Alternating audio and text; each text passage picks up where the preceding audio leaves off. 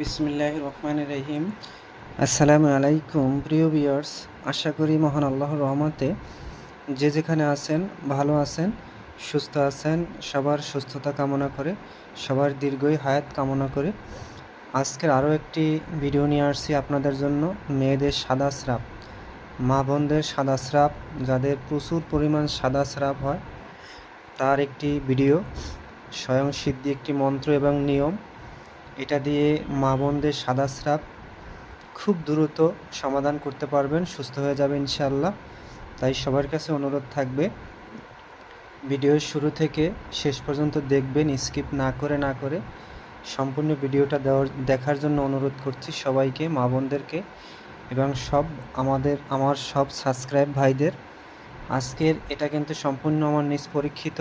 এটা দিয়ে আপনারা যে কোনো বোনেদের মায়েদের সাদা স্রাব খুব দ্রুত সুস্থ করতে পারবেন তাকে, এবং নিয়মটা খুবই সহজ। যে নিয়মে একটি বোনের বা একটি মায়ের খুব এই সাদা স্রাবের কারণে তার শরীরটা শুকিয়ে গেছে, একবারে শুকিয়ে গেছে, অসুস্থ, বিছনায় পড়ে থাকে, খাবার খায় না। সাদা স্রাবে কিন্তু প্রচণ্ড একরকমের কিন্তু পরবর্তীতে ক্যান্সারে দেখা দেয়। তারপর সাদা স্রাবের কারণে কিন্তু অ্যাপেন্ডিসাইটিস অনেক সমস্যা হয়। এই সাদা স্রাবের কারণে কিন্তু মেয়েদের খুব জটিল একটা সমস্যা।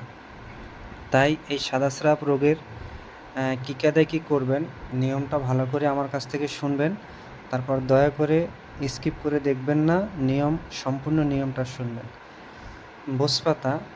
ভোজপাতা দশকর্মা দোকানে ভোজপাতা পাবেন। ভোজ্রপাত্র বললে হবে যে ভোজপাতা দেন। আমাদের বাংলাদেশে যে কোনো দশকর্মা দোকানে যদি বলেন আমাকে একটা ভোজপাতা দেন, ভোজপাতা দেবে। আর লাল কলম নেবেন, লাল কলম নিয়ে ভোজপাতায় এই মন্ত্রটা লিখবেন। এখানে অমুকের অঙ্গে এই অমুক জায়গা, যেখানে অমুকটা লেখা সেখানে সেই বোনের নামটা লিখবেন।